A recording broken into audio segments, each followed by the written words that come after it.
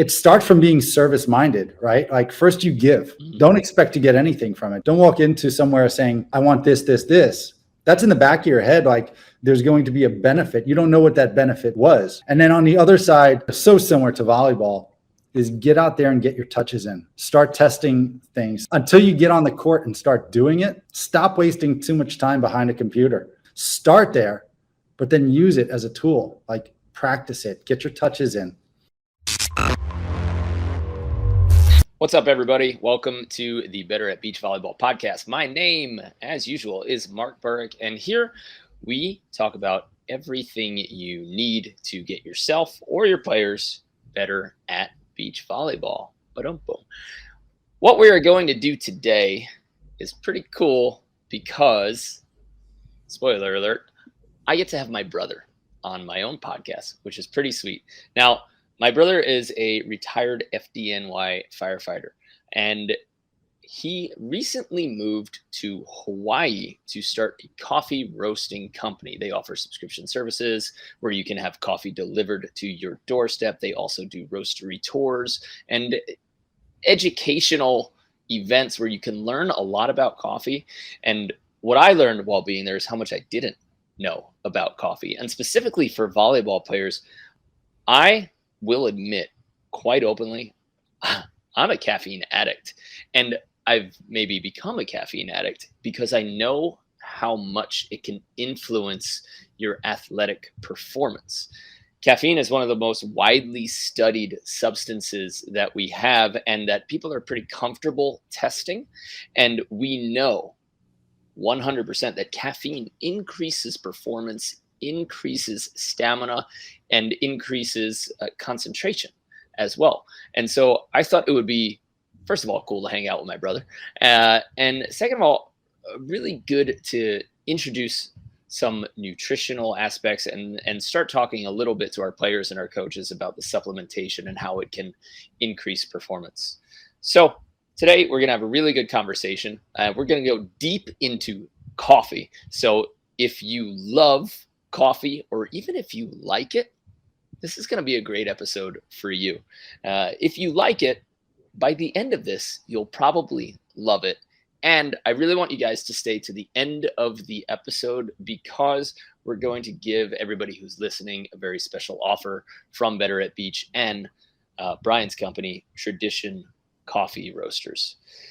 So if this is your first time listening, just know that we are Better at Beach and we run camps, we run clinics, we run online courses and coaching. And in our complete player program, if you want a team of coaches helping you year round and round the clock, I'm talking AVP and FIVB players and coaches that you can text, that you can show your videos, and that you meet with twice a week to improve your game, come on over to betteratbeach.com. We are happy to help you improve your game as a player or a coach. And today specifically, we are going to talk about nutrition and supplementation. And if you want to dive a little bit deeper into nutrition and supplementation, we have an amazing program called the 21-Day Back to Fitness Challenge. And it's www.betteratbeach.com/foundations. This is where we take you through 21 days of building your mobility, building your fitness, and getting your diet in order so that you can prepare yourself for a heavy lifting session or a heavy lifting protocol. And if you choose to carry on with us, of course, we'll take you through our 60-day max vertical program. And the average increase in vertical leap right now is about 4.5 inches for anyone who completes our program. So if you want to get started on that and you want to get our entire 8-week nutrition challenge, plus our mobility and weightlifting 21-day back to fitness challenge, you head on over to betteratbeach.com/foundations. But again, I want you guys to make sure that you stay to the end of the episode where Brian's going to give us a very special deal on a sweet little coffee subscription or package built for you. So without further ado, let's get into how coffee and caffeine can help your volleyball game and how to do it best. Brian Burik, what's up, big brother? What's up, Mark? This is awesome. Great to see you in the podcast world. You've always been huge in teaching. So to see you grow and into the man you are and reaching a broader audience, I'm proud of you. Nice job. Thanks, Happy man. to be your guest. Thank you. Hey, look at us entrepreneuring. How about it? Yep. I didn't think that would happen. Guys from Queens. 2 guys from Queens figuring it out. Yeah, it's cool. We do want to get into volleyball, but the entrepreneur stuff. So I was a volunteer fireman for all of 7-8 months in Breezy Point, New York. And your job, and I know that I've told you this, to be a firefighter is one of the best jobs, period. If I didn't play sports, if I wasn't coaching, I know 100% that I would have been into it because of the teamwork, because of the camaraderie, because there's nonstop action, nonstop problem solving. So before we go into a little bit of coffee and volleyball, could you just tell us why the FDNY might be the best job in the entire world? It is the best job in the world. There's no might attached to it. I loved being a fireman. It was just a great part. You hit everything on the head. The camaraderie, it's the teamwork, it's the thinking, it's the risks, that kind of keep everything exciting. And being surrounded by people who are like-minded, service-minded people who want to help their community. You never hoped for a disaster, but you were always of the mindset that if there was a disaster happening, you wanted to be there and you wanted to be helping out. So that's part of the reason why I love the fire department. We had many different traditions, and that kind of led into some of my coffee. Wink, wink, nudge, nudge. Now, I don't know if any of your friends or coworkers know that you actually played college volleyball. I know that in high school, you got cut from your squad. You weren't 6'7" yet. And I'm sure whatever coach that is still kicking themselves. But to bring in our volleyball people who might not be the coffee people yet until the end of this episode, I want to know, really, because you and me have never really dove into what that was like. You were in high school. You come from a tall family, maybe freshman or sophomore year, I'm not sure. But you tried out for your volleyball team. Why don't you take it from there? Yeah, so I guess trying out for volleyball, I have a few anecdotes, and I've still to this day, I sort it out because I have these conversations with my girls, one who will be on the AVP with you one day. If she saw the trajectory, Got her. She just loves it. She's going to be tall, and she's huge into it. But I guess when I went to try out for the baseball team, I went through a period of high school where I wouldn't say lost, but I was testing every rule I could find. And then at a certain point when I decided, okay, I'm either going to go to, my grades were still there. So I wanted to either go to Penn State and pursue medicine, which I loved. And then all of a sudden the fire department really kicked into gear. So in some ways it squared me away of saying, hey, quit messing around and focus. So one thing that I had missed from life was organized sports. I'd taken like 2 years off from most organized sports and went out for the volleyball team. I think I did pretty well, but ironically, and I'll say this, I may not have been good enough for the team. So It's taken a long time to really come to that resolve. But in my heart, I think part of the reason was during some of my stages, I had a teacher that I really nudged in many of the wrong ways. Who knew she was my potential coach one day in junior year? So when I tell my girls that story, I tell them, like, that's sad and she shouldn't have cut you because she wasn't a fan of you. And I said, no, that's absolutely what she should have done. She made the right decision. As a coach, you have to think of how a player is going to listen to you, the discipline, how they're going to interact with people. And sometimes it's a very easy decision. And I would imagine that was a very easy decision for her to make the camaraderie of her team right. So I got cut from the team and continued my love for sports elsewhere. Nice. So essentially you were kind of a jackass in class or outside. You were like getting in trouble and pretty much all of it. Yeah. And she picked up on it. She was great. I hold her in high regard. It was just me who was the jerk. Do you think that testing boundaries that young, I mean, you weren't like a terrible kid. I think you pushed boundaries. We'll say that. But do you think that prepared you to be in a leadership, physical environment better instead of, the guys who are always towing the line and great rule followers? Do you think that your inability to follow rules early on or just a lack of desire to, do you think that created a leader out of you?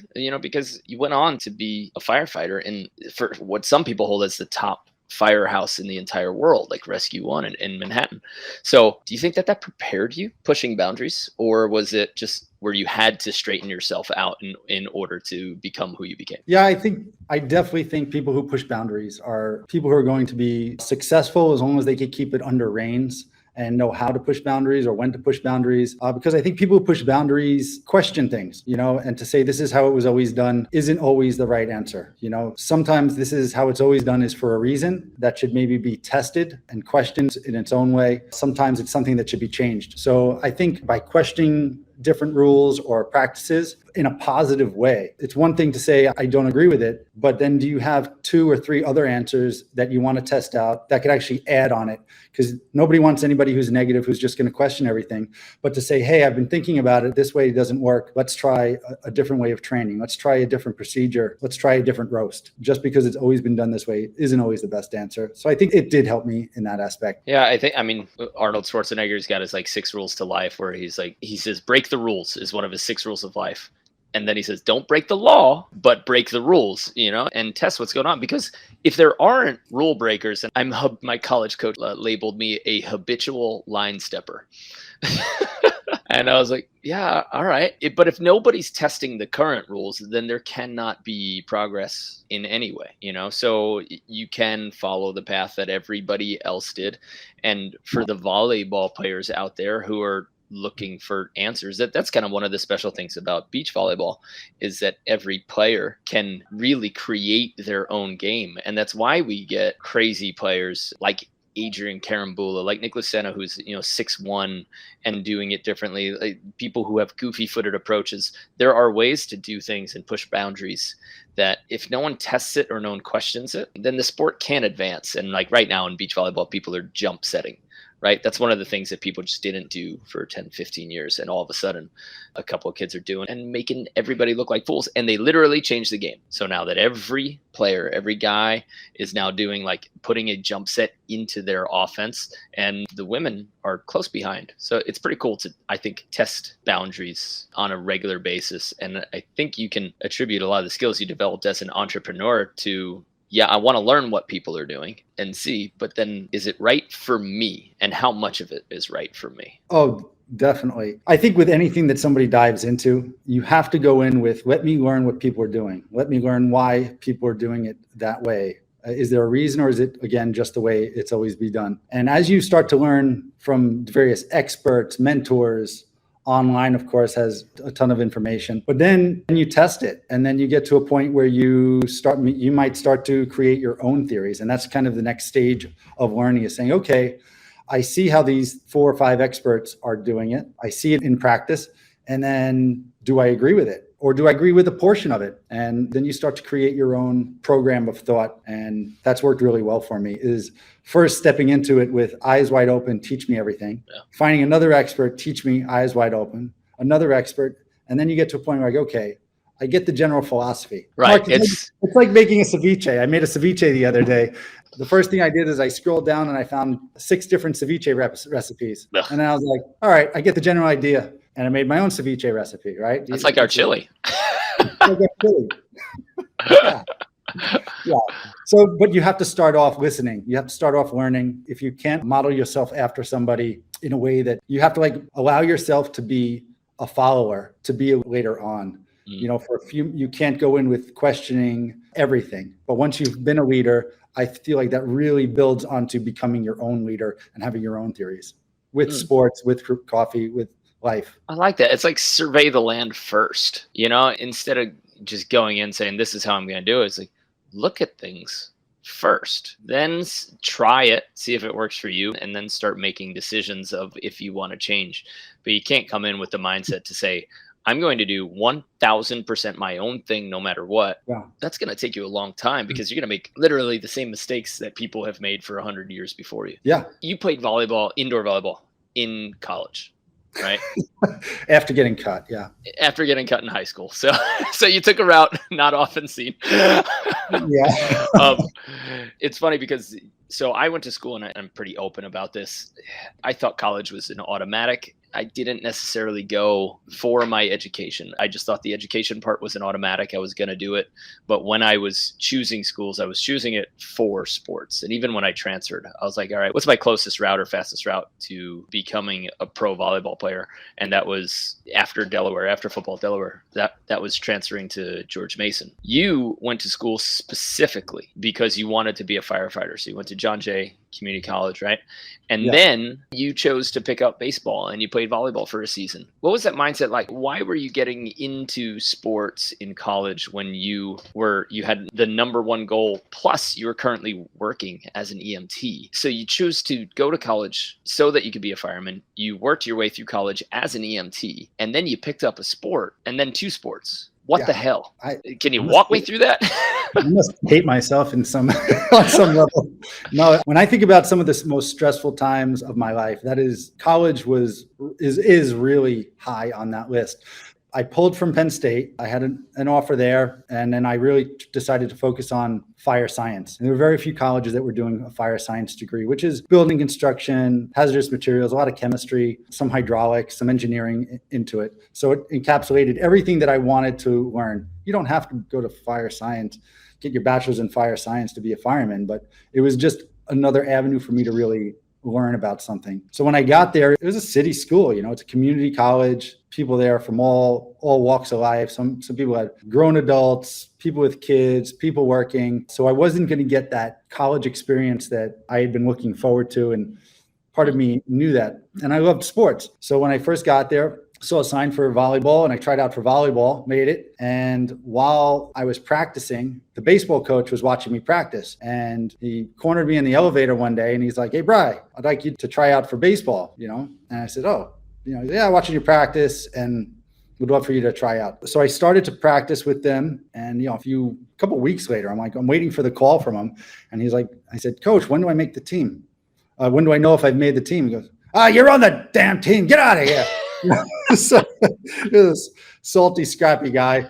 So I did a dual spurt for that semester. And then once spring happened, after fall ball, I said, all right, this is getting to be a lot. And I did baseball full time, which was, springs, summer on a league, and then fall. In that time, I joined EMS. So that's when I started my fire department career. I had gotten into a program there called the Fire Cadets, where we were going to get onto the fire department. And it was a great program. And then there's a semester I had to take off so I could go through an academy. And then I even had to take off to go through fire academy. Everything got delayed. Oh, man.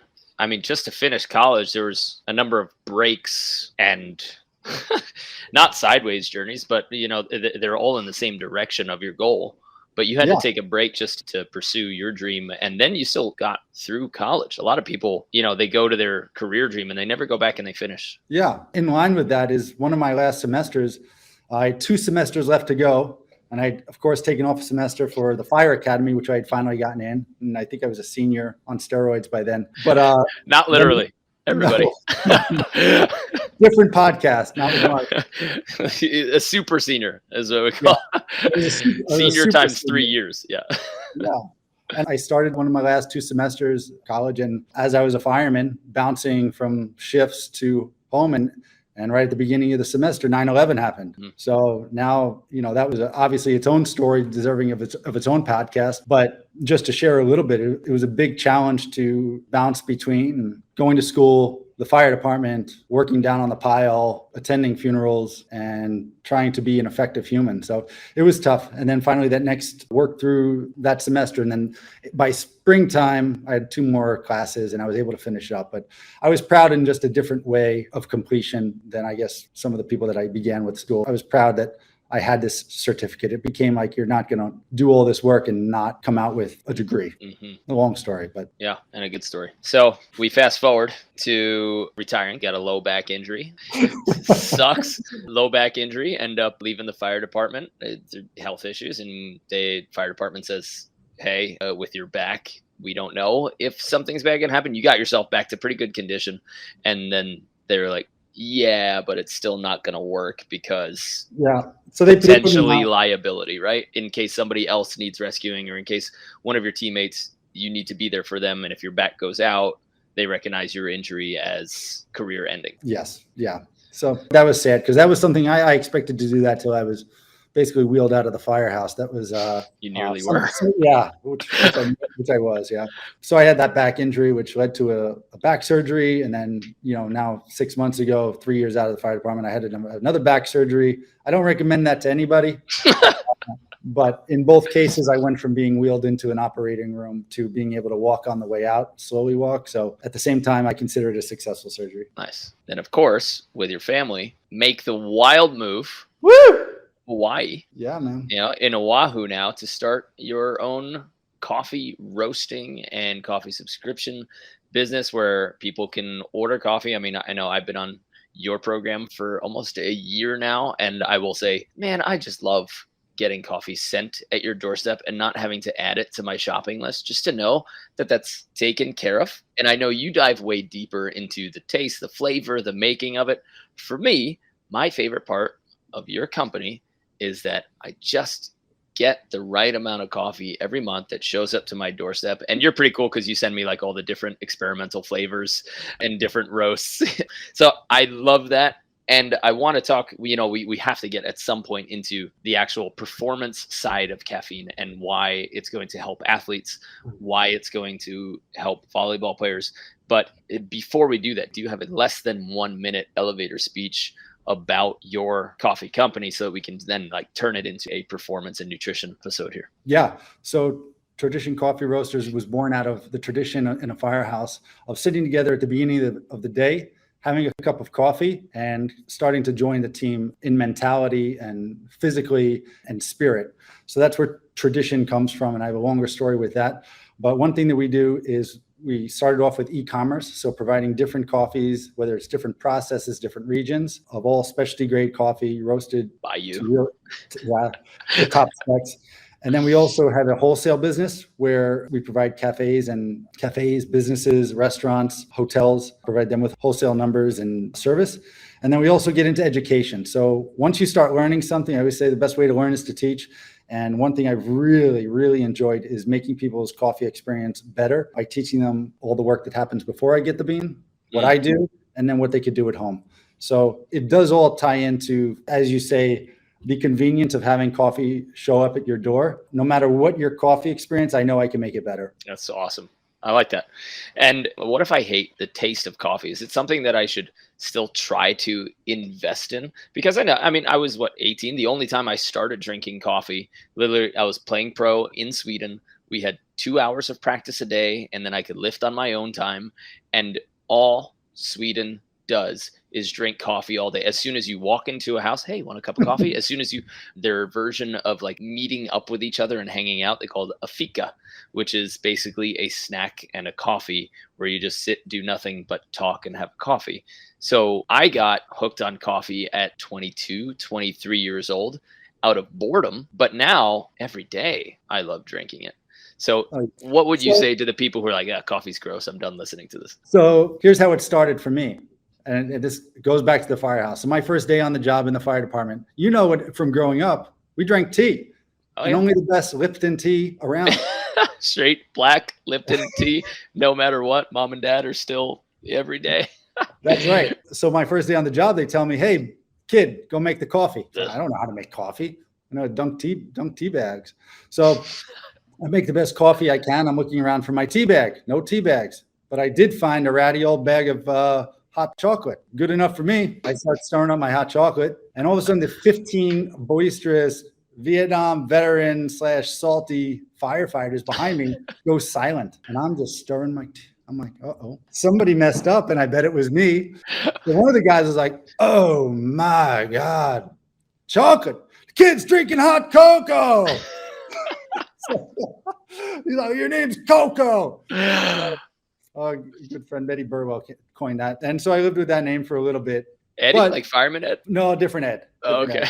Ed. So then, lo and behold, I was again in busy company. You wake up or you continue your night into day a few times, and you're like, I need to wake up. So you try this coffee, and sure, it tastes like mud, and probably whatever's cheap and whatever's old on the shelf is what you get as a fireman. And you're like, wow, this stuff works. And I turned around like I found the Holy Grail, but nobody was interested. Have you guys tried coffee? I'm telling them. So that's when I really learned coffee as a tool.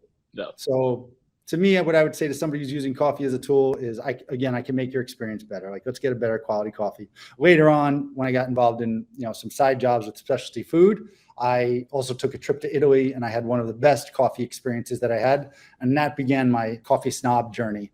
So one thing I will say is I am a bridge between the two. I could hang out with the coffee PhD nerds, and I could also hang out with the guy who's like, give me a K-cup and let me get out of here. I love those guys because all day long I bring them back into creating a coffee experience in the morning for themselves. Yeah, you can have crap coffee and it's literally gross. And then, you have a cappuccino with a little cinnamon sprinkled on it after having a steak dinner. And you're like, oh, wait a second. This is how I should be having dinner every night. I should finish it off with this.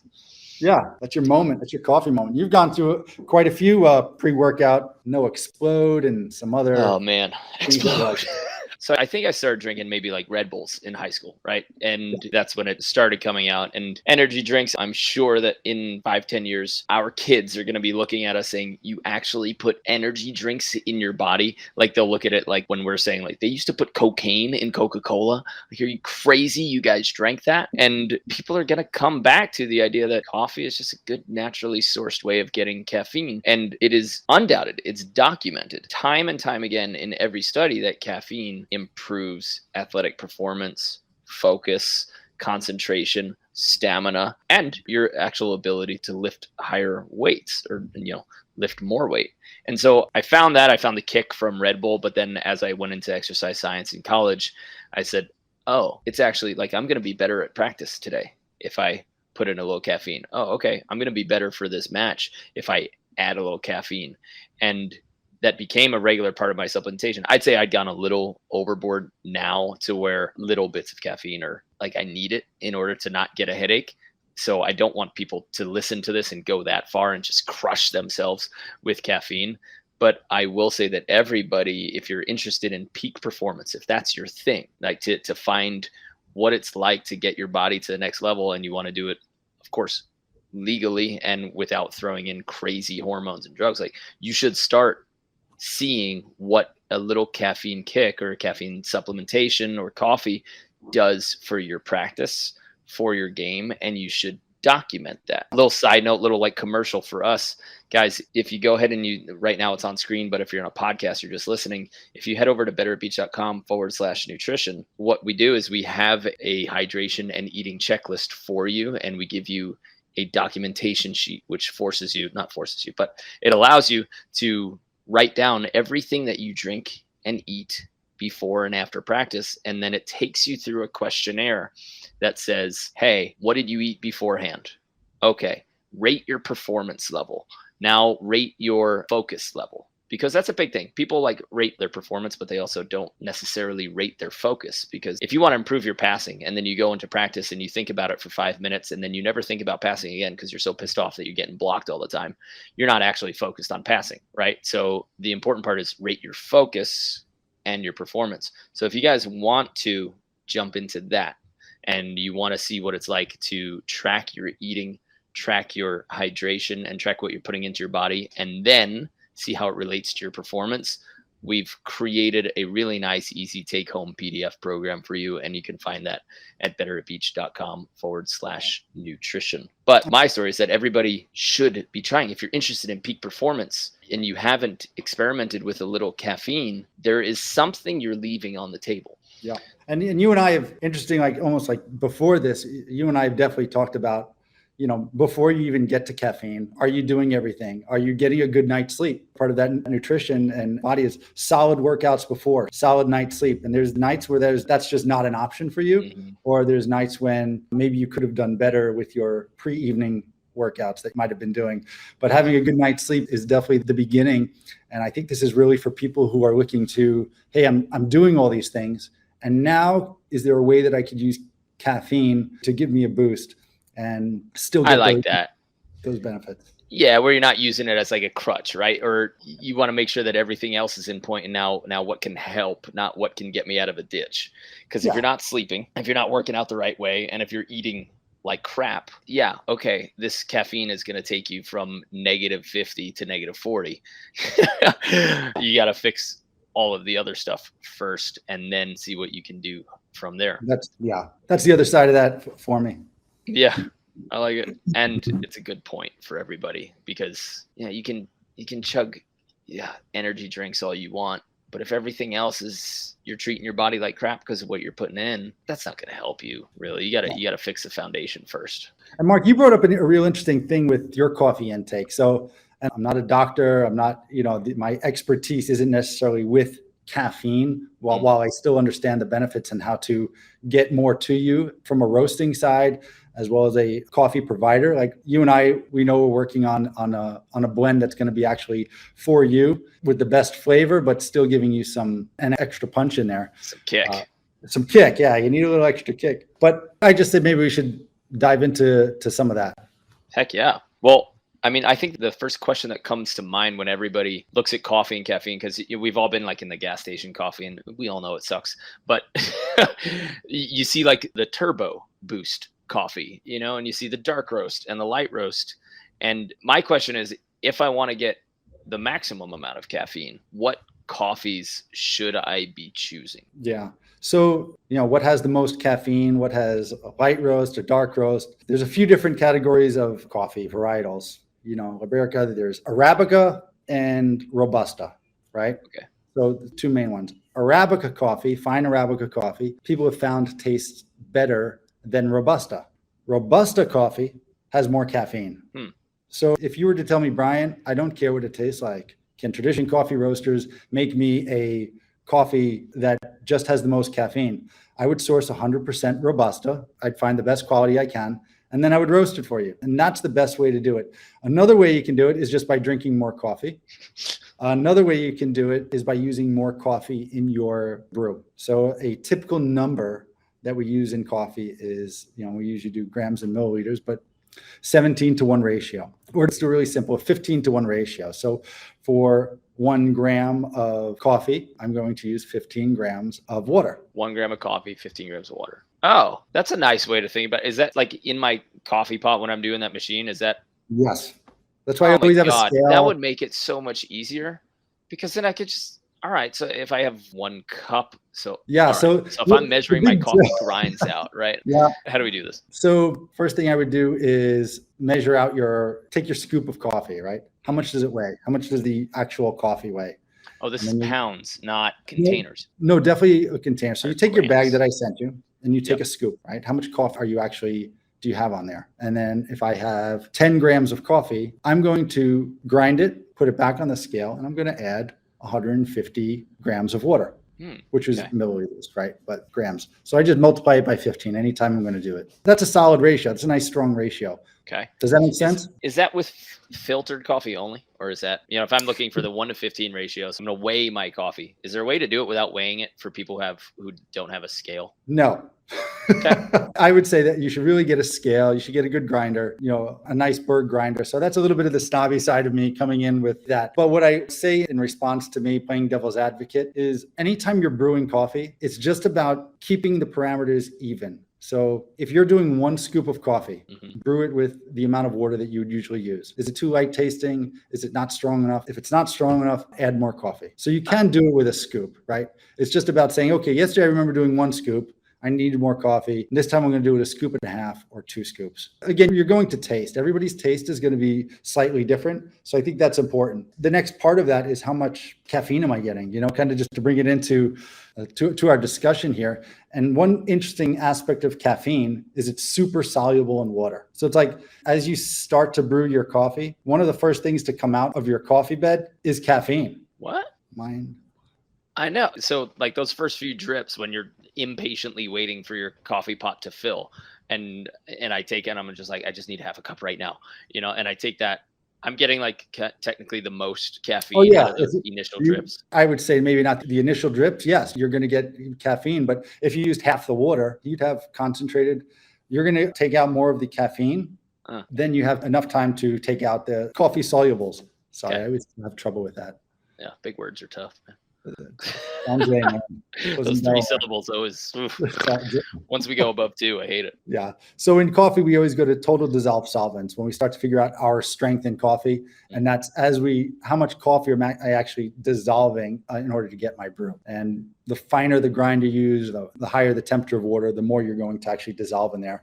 Caffeine is interesting because it just jumps into the water and goes on through, through the filter, right through everything. So yeah, you can do that. So if I don't like the taste of my coffee, well, first of all, okay, so let's go back to the beginning. So Rustica is what I should look for. Is that found in bags? Robusta. Robusta.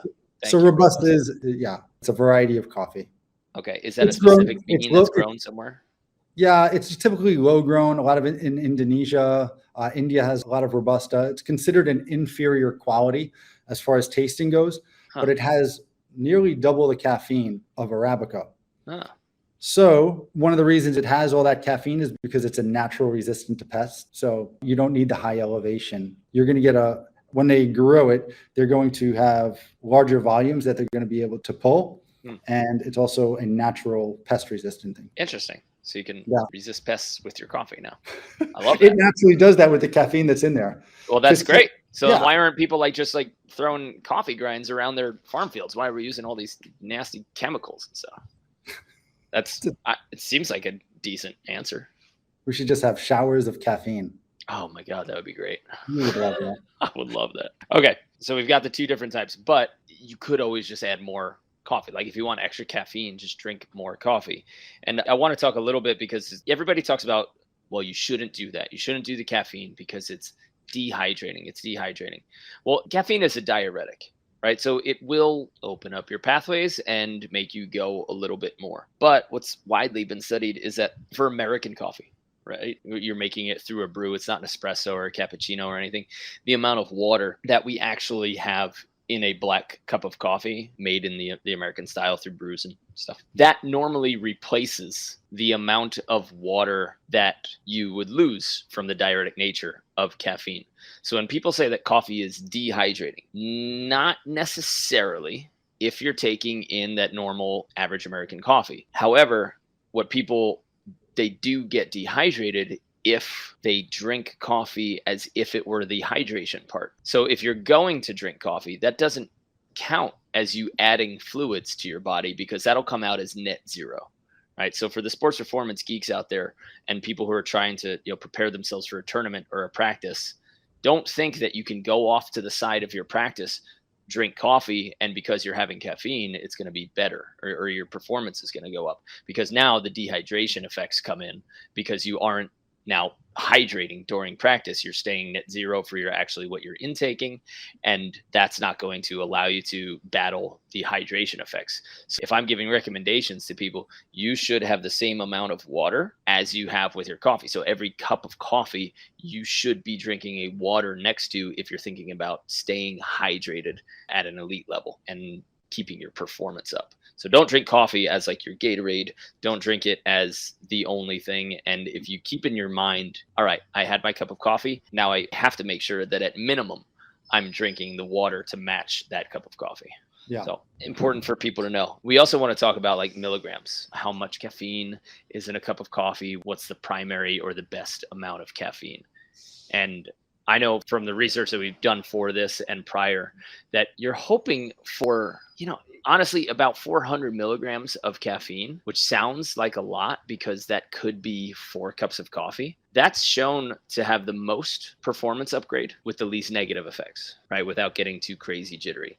Everybody's going to have their sensitivity to caffeine, right? Figuring that out. I think that's a strong point. Just caffeine's going to hit everybody differently. My wife, Lindsay, she really can't have a cup of coffee or a cup of tea that's caffeinated because she gets jittery. She feels like tingling. So she has a super hypersensitivity, which is even made more sensitive because she avoids it, right? Okay. So when you find where's caffeine found, it's coffee, it's found in tea, it's found in chocolate. So these are natural sources of caffeine. Most of that she doesn't have, but she does drink a lot of tea, but usually not caffeinated.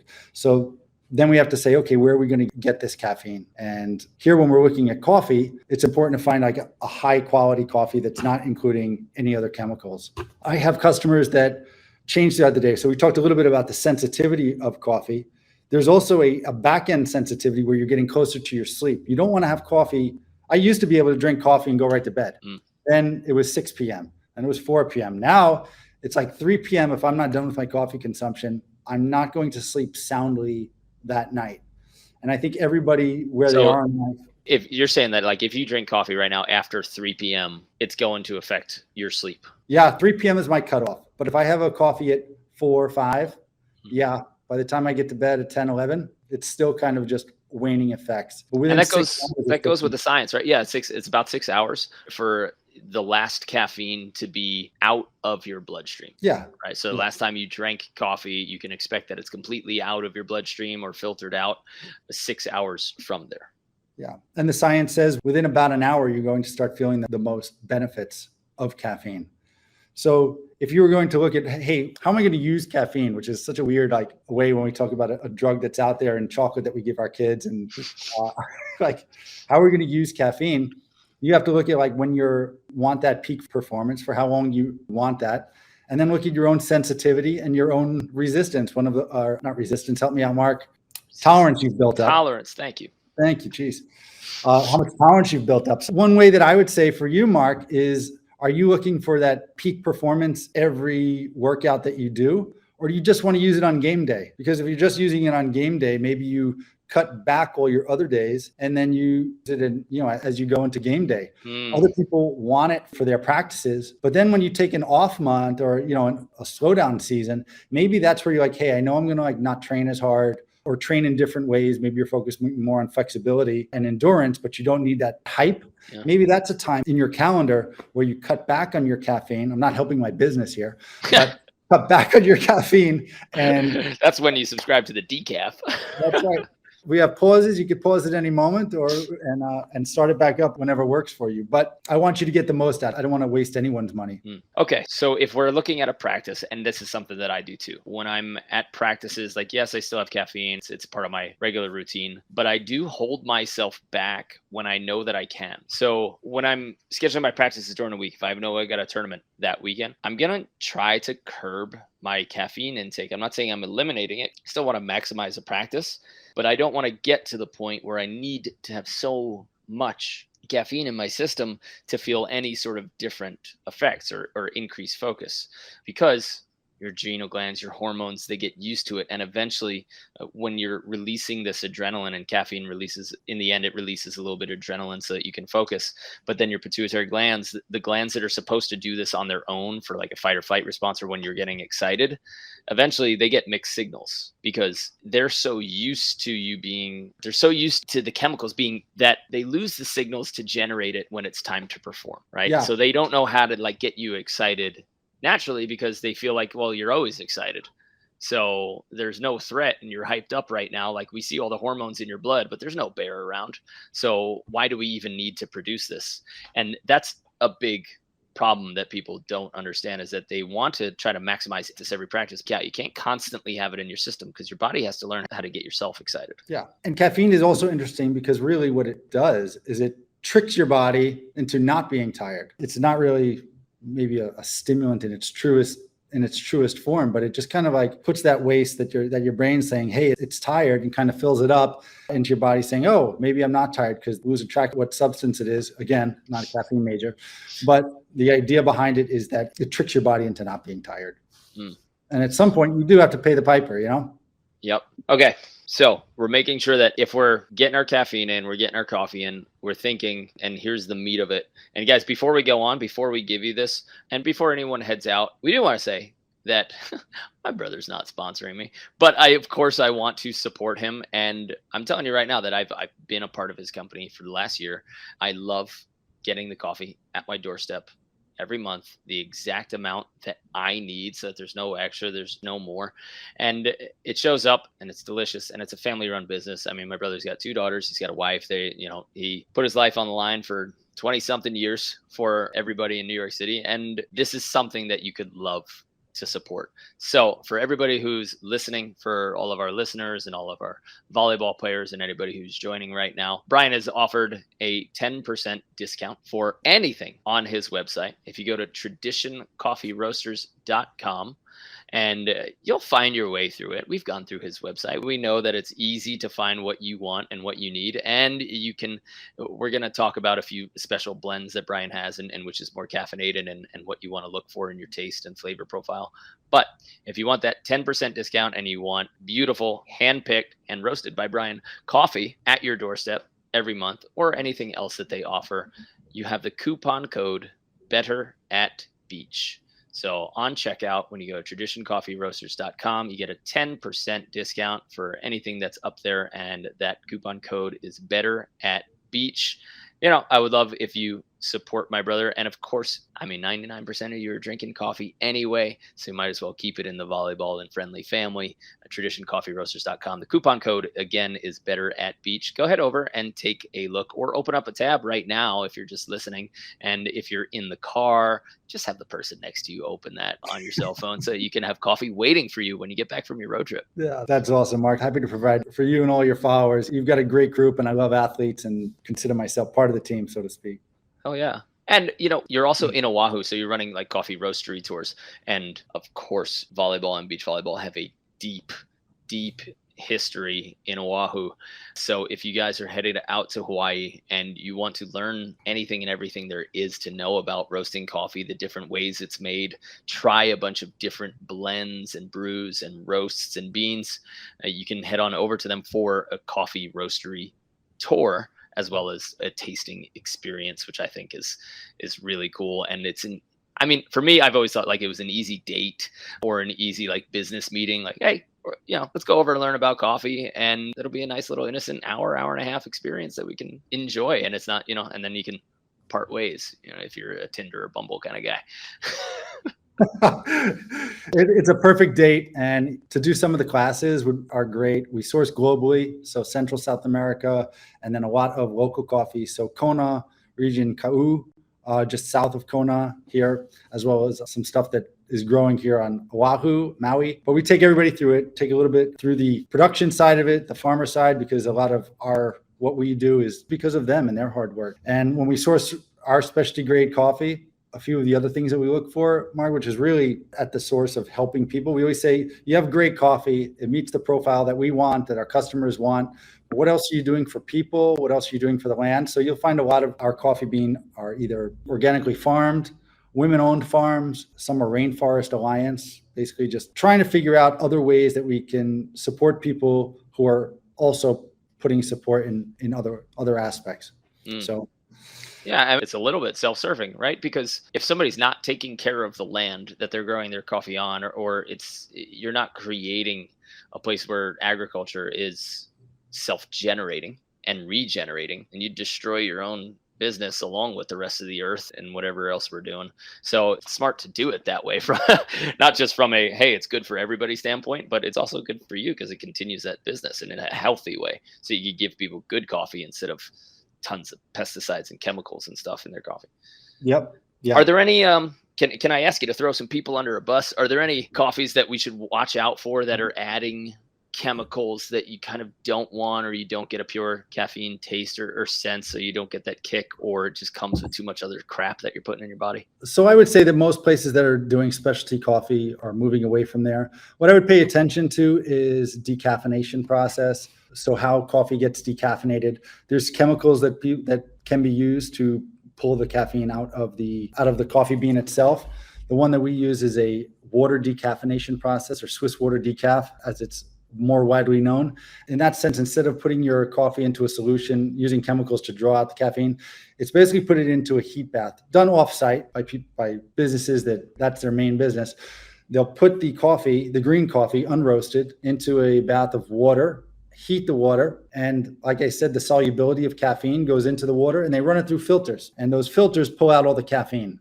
What they do with that caffeine is they sell it to pharmaceutical companies, Excedrin, and then beverage companies that are using caffeine in their drinks as a natural caffeine. So interesting.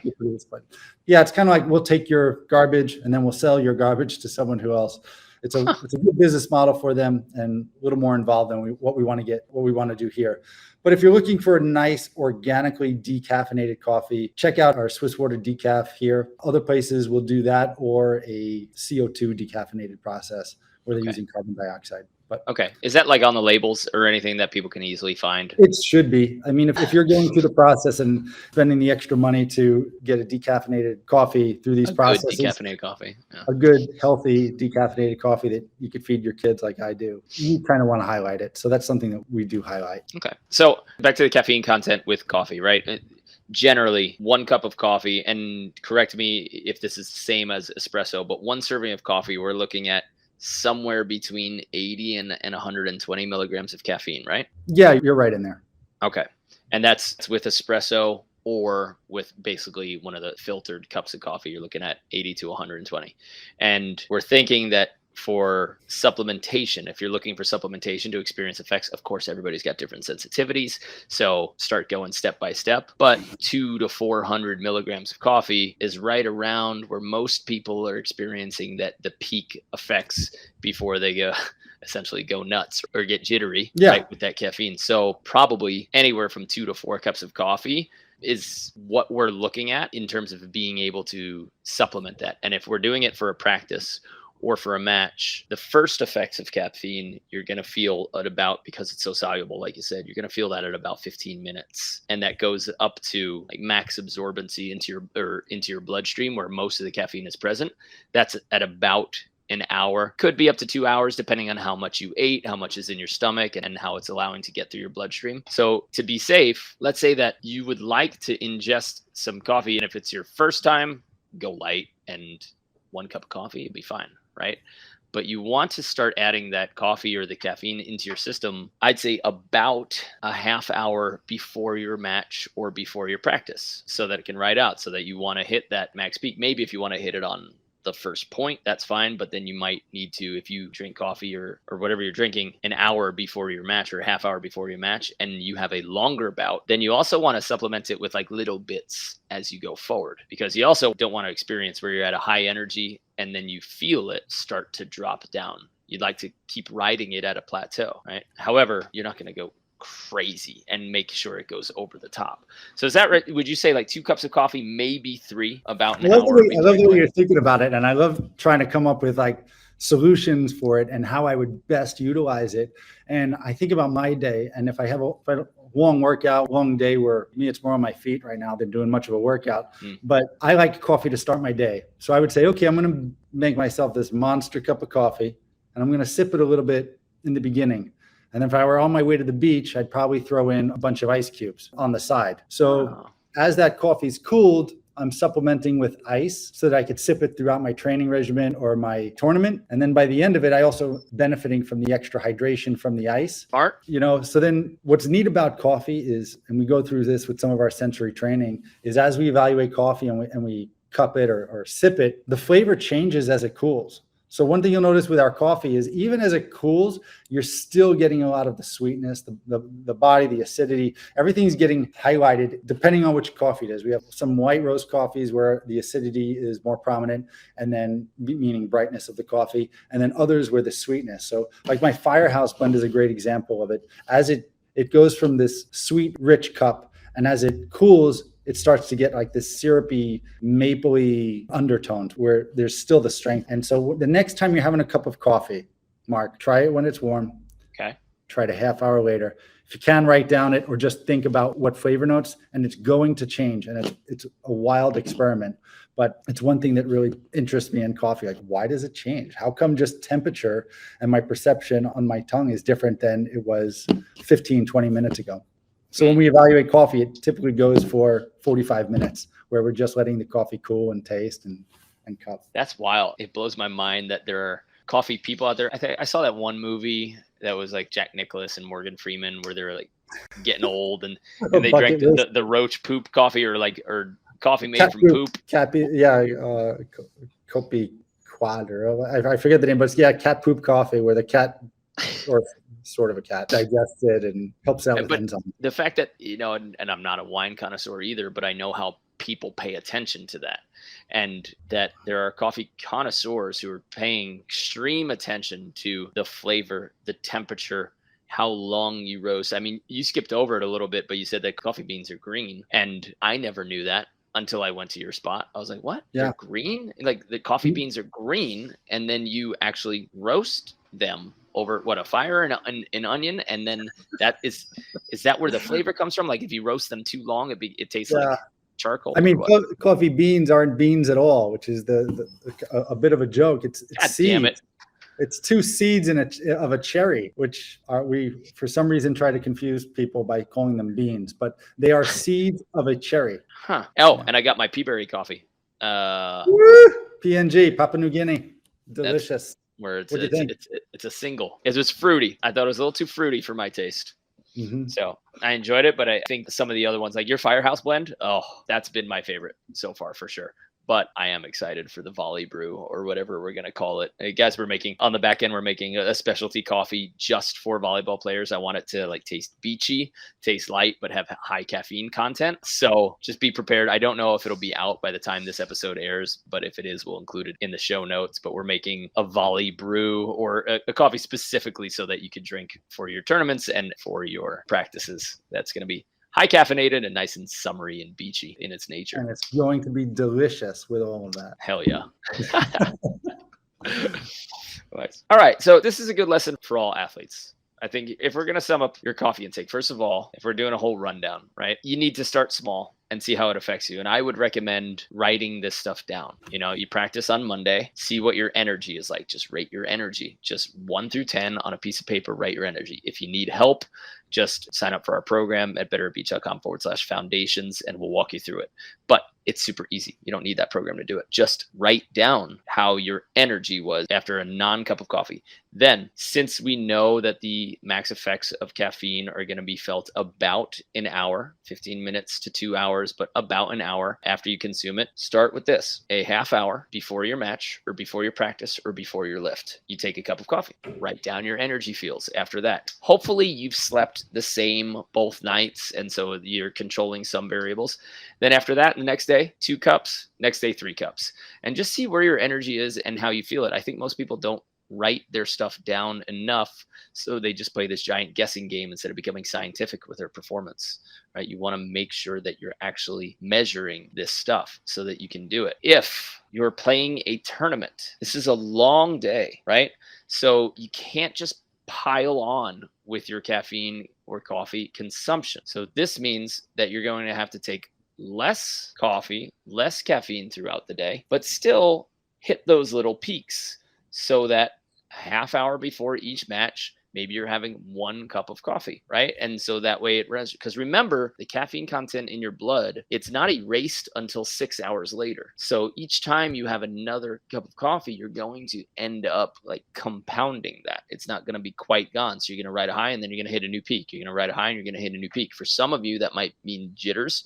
For some of you, that might mean really great energy where you're fired up, you're focused, you're moving faster, and you're making better decisions, actual better mental decisions, right? But you're going to have to explore that. So if you're waiting until the beginning of the second set to have your caffeine, you might be done with that match before you even feel the effects. So if we're talking about supplementation, make sure that we're hitting that hour to half hour window right before to see if you can start writing that caffeine high for your coffee. And if you are drinking, right, we're talking about making sure you stay hydrated. That coffee is a diuretic, so it will pull water out of your body. However, it's not necessarily in itself dehydrating. It just means neutral, which means that you must drink extra water. So if you're thinking that you're going to drink black coffee when you're preparing for a match or something like that, remember that your stomach might start feeling full if you have the black American, like watered down coffee. Europeans would call it watered down, right? The watered down coffee, and then you might feel a little too full in your stomach. So Brian, is there an option where people can have like less in their stomach but still get the caffeine? Like, is that where espresso comes in or cappuccino so that I don't have to feel so bloated? Yeah, so you could definitely, again, it comes down to the thing with espresso is you can use the same amount of coffee. So for a double espresso here, we use 18 grams, and you could also brew a cup of coffee for 18 grams. The thing with espresso is you are using a much smaller amount of water in order to brew your espresso, right? A couple ounces. So in that, you're getting a concentrated beverage. You're using the same amount of coffee as a cup of coffee, but it's concentrated. And yeah, you're getting more bang for your buck in an espresso as far as volume goes. Okay, right. So it's going to be the same amount of caffeine, but less water. So now you still might need to drink then 2 cups of coffee. So it might 2 cups of water, right? Yeah, so it might almost serve you to drink the American cup, since it's the same amount of caffeine diuretic, right? And then you're adding the water if you have an Americano, but you're not adding the water if you have the espresso. So either way, you still need to add like 2 cups of water with 1 serving of caffeine coffee. I guess, hydration is a whole different thing. I would hope that, especially athletes at your performance level, you guys are so focused on hydration that it's almost not even a concern for you guys because it's just second nature. But for definitely some of the more novice coffee drinkers, it's something to consider, especially working out hard on a beach or getting your workout on. Nice. Hey, we got a couple more minutes here, but I kind of want to know what you learned from sports as a kid and what you learned from fire department as well. And I know this is a little weird. I've always considered firefighting as a sport in a way because it's unpredictable. It's always different environments and different situations that can change, right? And you still need technique, you still need skill, you still need teamwork and communication. So to me, in a way, firefighting has been like the closest job that there could be to playing a sport. Mm-hmm. So is there anything that you've carried from your sport background or your firefighting background that you're loving doing, or you think has been so crucial to you that you learned there and you've taken into business and entrepreneurialism? I think to like sum it all up, for like things that I find exciting are putting myself in uncomfortable situations, whether that's in sport or with a career or with an operation or here with the business, but constantly challenging myself and making myself feel uncomfortable. Even as a firefighter, I remember, when I was first in a ladder company, and then I would say there's some areas, no matter how interesting the job is, that it becomes monotonous. So going to special operations was a huge way to challenge myself. And then later on, becoming an officer was another way to challenge myself. So about every few years, I want to find a new way to make myself uncomfortable. And the business has been one of those. So trying to enter a whole different industry from the complete ground up with just nothing more to start with other than a passion for coffee, passion for brewing, and excitement about roasting, and getting into a position where I'm able to up the games of others and share some of the experience that I've learned. So if I were to take something from sports from childhood, it's just a piece of advice. It would be just to keep finding ways to make yourself uncomfortable. I think you use that a little bit with muscle building, right? If you're these microscopic tears, it's like exceed the comfort of your muscles. Well, here I exceeding the comfort of my life by putting myself into a new challenge. And that's something I've really loved. And the other side of it is, a great chief told me once, Brian, he goes, the best way to learn is to teach. And I really wholeheartedly believe that, because it forces you to be on point with your material. It forces you to question your material and you get questioned. And the more you get questioned, the more you hear other people's viewpoints and the more open you are to new ideas. So I love the idea of teaching to learn. I love that. I had that experience the same way where, we got taught the same thing from a bunch of different club and high school coaches. And then, people ask me about it and I start teaching it and I start saying it. And I'm just like, yeah, but if I had to play devil's advocate, because I always play devil's advocate with myself, right? I'm always like, I attack my own things to make sure that nobody attacks what I say the next time. Yeah. Or at least I have a good defense or explanation for it. And sometimes the answer is, guys, we actually don't have any studies for this, but all of the current top coaches in the world teach it this way. All the best players do it this way. So that's what we're doing. If you figure it out, let me know. And literally I'll be coaching a camp and I'll let people know exactly where I stand on it. And they respect you more when you're just like, oh, okay, he's not going to BS us ever. As soon as you tell a good, hard truth, people gain a lot of trust in you and they say, oh, he's never going to BS us. If he doesn't know an answer, he's going to say, I don't know, or I don't know why. But we have a lot of those skills in volleyball where it's been taught to you, but because you're teaching somebody else and you have to explain it and you have to logic it out, then you have to go back and you look at what people are doing. And for me, watching some of the best players in slow motion has completely eradicated advice that lots of coaches are giving, because you're like, wait a second, all of the top athletes, all are not doing it this way, or they are doing it this way. And that's not what people are teaching. And so that's when you have to take a step back and realize that. So I like that. I like that you're saying, like, make sure that you can teach what you're doing. And for us at Better at Beach, that's one of our main goals is, if you're playing with us, right, and you're learning from us, but you can't explain it to the next athlete, we haven't done our job in helping the volleyball world, the community, the next generation. If I just tell you, do it, do it, do it, and that's all you learn, and you can't explain it to somebody else in a couple of different ways, we really haven't done our part in the sport for our goals. Mm-hmm. And I do like that you're saying that with entrepreneurialism as well, that you should be able to explain a lot of what you're doing and be uncomfortable in the beginning until you get to that point. And then find a new way to make yourself uncomfortable. But with your communication, I know, a lot of people may not know truly how hard you work on so many different aspects of your life and what you've put into, being a professional athlete. And then now to starting to teach others to become better professional athletes. It's always interesting, the hard work that goes in behind it. And you're complete inspiration to see that. And it's how a lot of people really need to look at one aspect of their life and take it to that professional level to teach whatever it is. And, that could be serving a ball, passing a ball, but if you may not be able to teach the whole game, but can you teach someone how to do an overhand, move from an underhand serve to an overhand serve, a very basic level. And then can you teach it to a kid, and can you teach it to an adult? And then can you teach it to a lefty? Yep. All different ways that you could start to say, well, what am I actually teaching? And I've seen you do that just to such an expert level that it's awesome to thanks, man. That progression.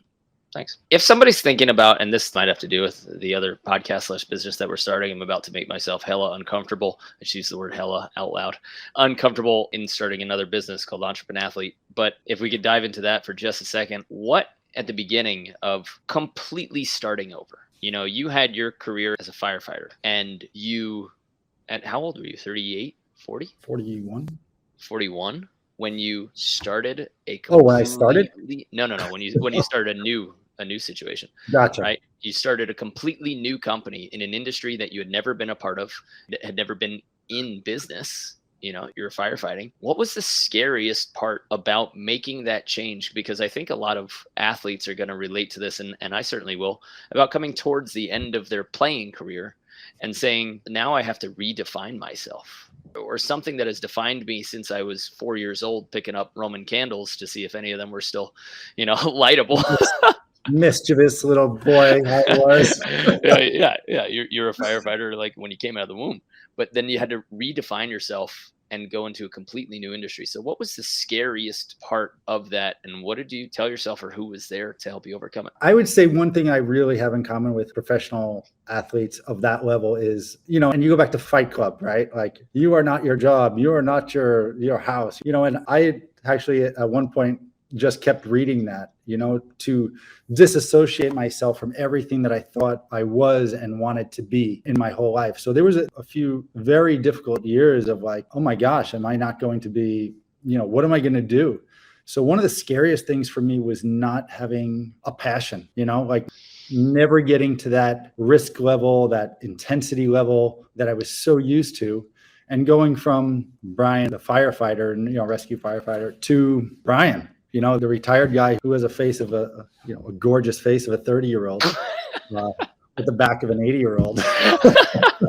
So I guess that was a tough thing, is getting over that aspect of yourself. And I think professional athletes can say, hey, they're young, they feel like they could do it, they're mentally ready to do it, but either their body or competition is telling them you're not competing at this level.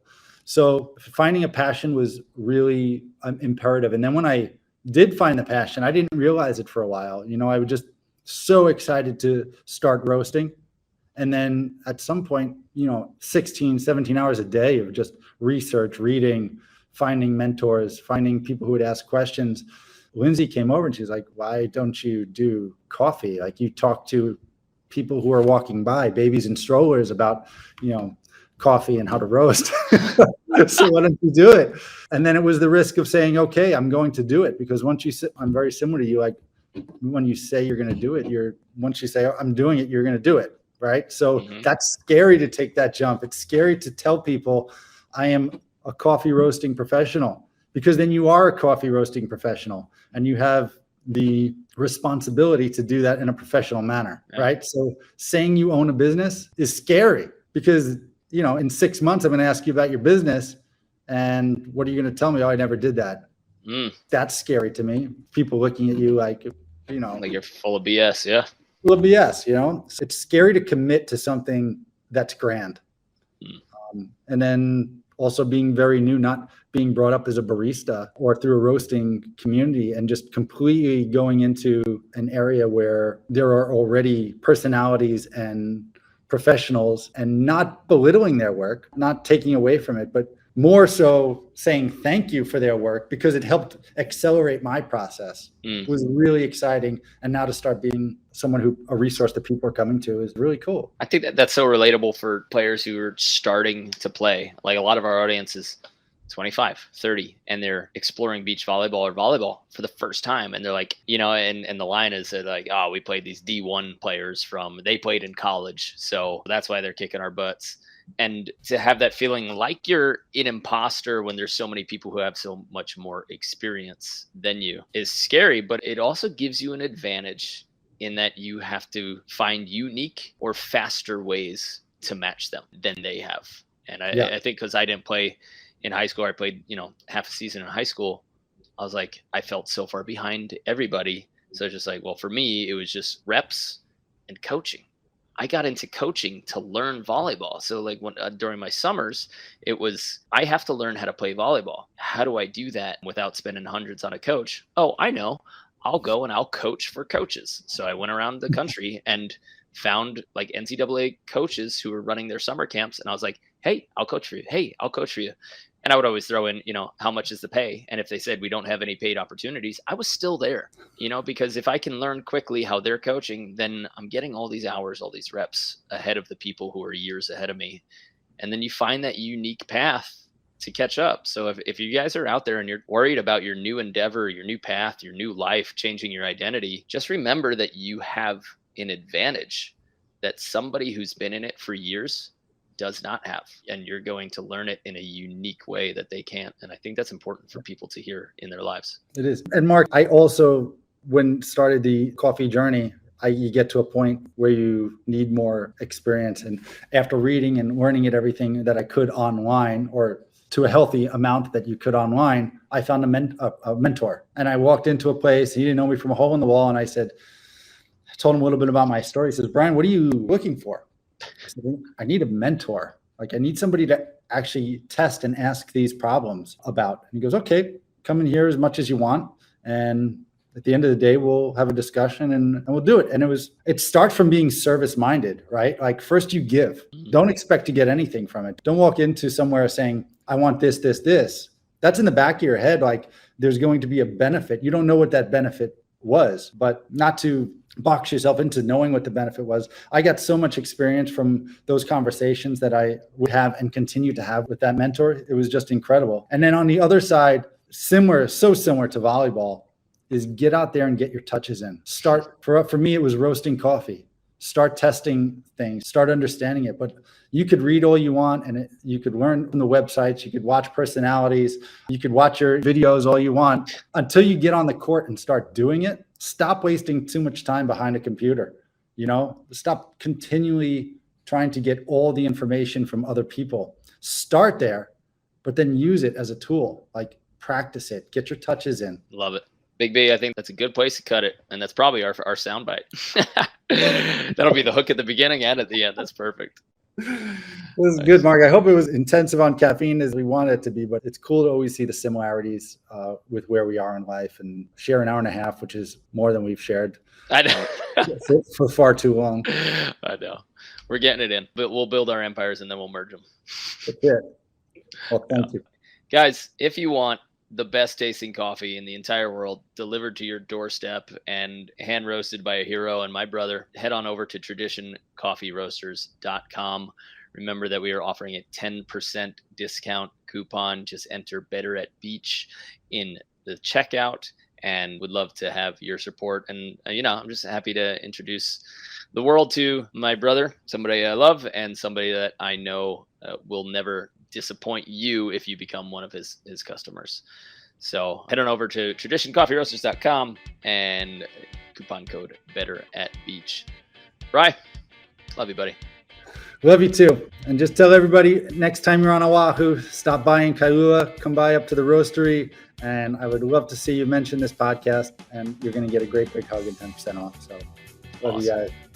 Hey, is there any way that people can reach out to you personally? Like if they have a coffee question, or if they're just something as simple as like, how much grinds should I use for, et cetera, or, what's the best espresso machine, anything, or do they want to learn about the coffee business or anything, or where to visit in Oahu? Is there any way that they can specifically reach out to you? Yeah. So Brian at traditioncoffeeroasters.com. It's a long one. I'll talk about lessons learned another time, but Brian at traditioncoffeeroasters.com would be a great way to reach out. Again, mention Mark, mention the podcast, or just mention your problem. And I love helping sort through that. It's a great way for me to connect and another excuse to talk about coffee. Oh, yeah. Oh, and guys, they have an Instagram account. It's called Tradition Coffee Roasters, right? At Tradition Coffee Roasters on Instagram. That's right. Tradition Coffee Roasters. And by the time this comes out, we're going to have your blend. I just want to start to keep sending you samples and keep it in your notes. I know you have notes about how you're feeling, what you eat. Keep it in there. Tell me if you get different feelings of intensity from different samples that I send you. Oh, cool. I'm in. The volley brew will come about. I love it. Yeah, baby. All right. Cool. Right. Love you. Say hi to the girls and love you. And we'll see you later. Everybody else, we'll see you on the sand. Thank you, everybody.